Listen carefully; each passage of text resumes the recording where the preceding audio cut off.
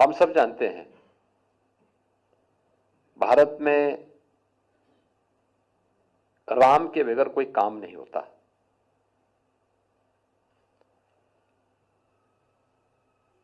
घर में कोई मांगलिक कार्यक्रम होता है, बच्चे का जन्म होता है, अखंड रामायण का पाठ।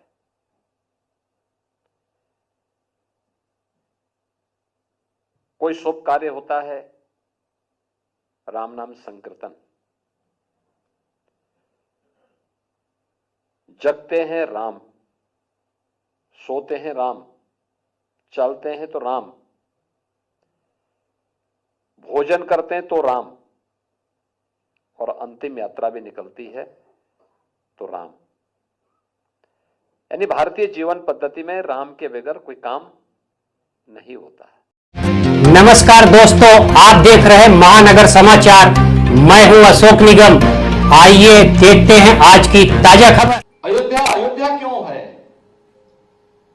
क्यों भारत की परंपरा में वेदों ने सप्तपुरियों में सबसे प्रथम अयोध्या की वंदना की है? यह भी नजदीक से उस आस्था को अगर लोग समझ पाएंगे तो उन्हें देखने और समझने का अवसर अयोध्या आकर के होगा। हां, इतना हम कह सकते हैं कि अब अयोध्या सचमुच अपने नाम के अनुरूप उस प्रकार के दर्शन लोगों को देखने को मिलेंगे। अब अयोध्या में वहां की गलियों में गोलियां नहीं चलेंगे, बल्कि दीपोत्सव होंगे। अयोध्या अब कर्फ्यू के दौर से नहीं गुजरेगी, बल्कि राम नाम संकीर्तन के गूंज से गुंजायमान होगी। यह इस नई अयोध्या में हर व्यक्ति को दिखाई देगा। और इस नई अयोध्या के इस कार्यक्रम में इस नई अयोध्या को इस रूप में प्रस्तुत करने का श्रेय जिनके मार्गदर्शन और जिसकी प्रेरणा से हम सब करने में सफल हुए हैं, वह देश के यशस्वी प्रधानमंत्री आदरणीय श्री नरेंद्र मोदी जी हैं, जो पग पग पर इस कार्यक्रम के लिए स्वयं प्रत्यक्ष रूप से अयोध्या पधारे भी, और जिनका मार्गदर्शन समय समय पर इन सब कार्यों के लिए हमें प्राप्त होता रहा। अयोध्या में पब्लिक में भी संतुष्टि है और आने वाले श्रद्धालु भी एक विश्वास के साथ वहां आ रहा है कि हम अयोध्या जाएंगे, बेहतरीन सुविधा प्राप्त कर पाएंगे। अयोध्या केवल एक जन आस्था का ही सम्मान का नहीं है, इससे हजारों और लाखों लोगों के लिए रोजगार का सृजन भी होने जा रहा है। लोग इससे जुड़ेंगे, बहुत सारे लोगों की आजीविका जुड़ेगी। पहले कोई अच्छे होटल नहीं थे, धर्मशालाएं भी नहीं थी ठीक ठाक। मठों की स्थिति आप देख सकते हैं किस प्रकार की स्थिति थी।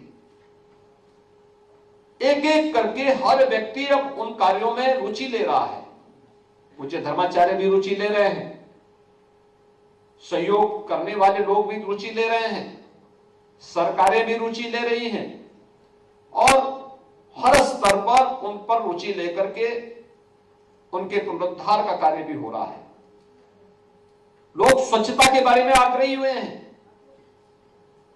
यानी मैं यहां आने के पहले इसी बात की मेरी बैठक चल रही थी कि होटल, धर्मशालाओं के अलावा टेंट सिटी में आने वाले श्रद्धालुओं को भी बसाने की तैयारी चलेगी।